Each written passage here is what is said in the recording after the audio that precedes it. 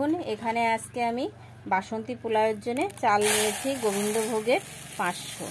তা চালটাকে ভালো করে ধুয়ে নেব। এই যে দেখুন এটা হচ্ছে গোবিন্দভোগের চাল। তা চালটাকে পরিষ্কার করে ধুয়ে নেব 2-3 বার করে। এবার এই যে চালটাকে আমি ধুয়ে এনে চালটাকে জলটা ঝরাতে দিয়েছি। এই যে জল ঝরিয়ে যে চালটা রেখেছিলাম এই চালের মধ্যে আমি এই যে হলুদ দেওয়া ঘিটা মাখিয়ে নেব। ঘিটা দিয়ে দিয়েছি আর যেখানে বেটে রেখেছিলাম কাঁচা লঙ্কা আর আদা এই বাটাটা মিশিয়ে দেব। দিয়ে দেব কিছুটা 1 চামচের মতন গরম মশলা বাটা, এখানে গুঁড়ো গরম মশলাও দিতে পারেন। এবার ভালো করে আমি এই সব উপকরণগুলো চালের সাথে মাখিয়ে নেব।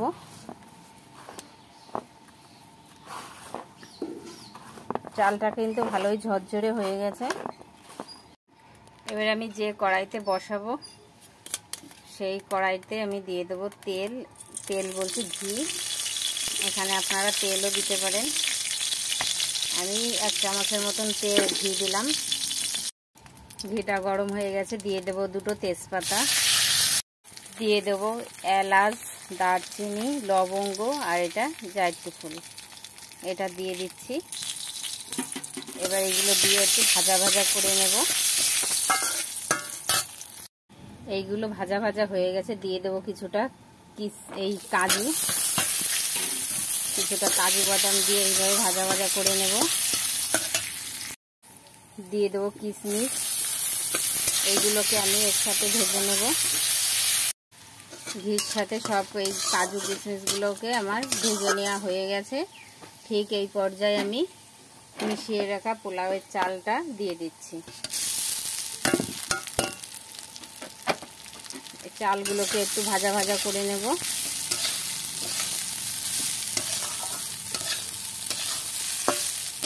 এইভাবে নেড়ে চেড়ে আমি চালগুলো ভেজে নেব। 3 থেকে 4 মিনিটের মতন এরকম ভাজা ভাজা করে নিতে হবে। 3-4 মিনিট আমি কিন্তু পোলাওর চালটা ভেজে নিয়েছি। এই যে দেখুন সাদা সাদা ভাব হয়ে এসছে, তাহলে চালটা কিন্তু ভাজা হয়ে গেছে। এবার এই পর্যায়ে জল ঢেলে দিতে হবে পরিমাণ মতন।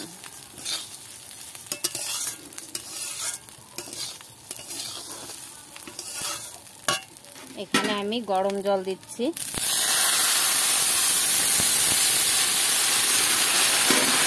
500 মতন জল দিলাম, 1 মগ।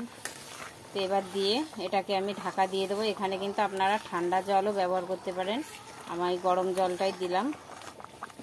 এবার এটা ঢাকা দিয়ে জাল করে নেব। আর এই যে ছিদ্রটা আমি একটা লবঙ্গ দিয়ে আটকে দিচ্ছি। এবার আস্তে আস্তে জাল দিয়ে এটাকে সিদ্ধ করে নেব। দিয়ে দেবো কিছুটা লবণ, দিয়ে দেবো চিনি, ব্যালেন্স মতন আপনারা চিনিটা দেবেন। আমি এখানে 2 চামচ মতন চিনি দিলাম। এই চিনি আর লবণটা দিয়ে ভালো করে এইভাবে নেড়ে চেড়ে নেব।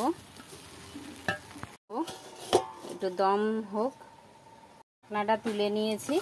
এবার এটা আমি নামিয়ে নেব। এটা কিন্তু সব হয়ে গেছে পুরোপুরিভাবে, একেবারে এই দেখুন ঝুরঝুরে পোলাও তৈরি হয়ে গেছে। এবার আমি এটা নামিয়ে নেব। এটা আমি এইভাবে নামিয়ে দিয়েছি। এই যে দেখুন পোলাও। তাহলে কেমন হলো আমাকে কিন্তু লাইক কমেন্ট করে জানাবেন। যে বন্ধু আমার চ্যানেলে নতুন সেই বন্ধুর কাছে অনুরোধ চ্যানেলটিকে সাবস্ক্রাইবার করার জন্য পাশে থাকা বেল আইকনটি প্রেস করে রাখবেন। আর যারা চ্যানেলটিকে সাবস্ক্রাইবার করেছেন তাদেরকে অসংখ্য ধন্যবাদ। আর ফেসবুক পেজ থেকে যারা দেখছেন তাদেরকে অসংখ্য ধন্যবাদ। আমার পেজটিকে লাইক কমেন্ট করে ফলো করে রাখবেন। লাইক আর কমেন্টটা করতে কিন্তু ভুলবেন না যে রেসিপিটা কেমন হলো। তাহলে আপনারা তো দেখতেই পেলেন কিভাবে করলাম। এইভাবে আপনারাও বাড়িতে তৈরি করে ফেলুন। আর কিভাবে পরিবেশন করবেন সেটাও আমি দেখিয়ে দিচ্ছি। এর সাথে কষা কষা চিকেন। তাহলে দেখুন, তাহলে সম্পূর্ণ তৈরি হয়ে গেছে আমার বাসন্তী পোলাও। এর সাথে কষা কষা চিকেন কষা। কিভাবে পরিবেশন করবেন এই যে দেখিয়ে দিলাম। এইভাবে চিকেন কষা আর এইভাবে পোলাও দিয়ে পরিবেশন করবেন। আর খেতে কিন্তু দুর্দান্ত লাগে।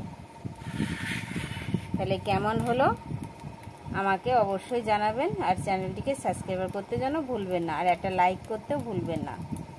তাহলে ভালো থাকবেন, সুস্থ থাকবেন। ফিরে আসছি আবার অন্য কোনো রেসিপির সাথে।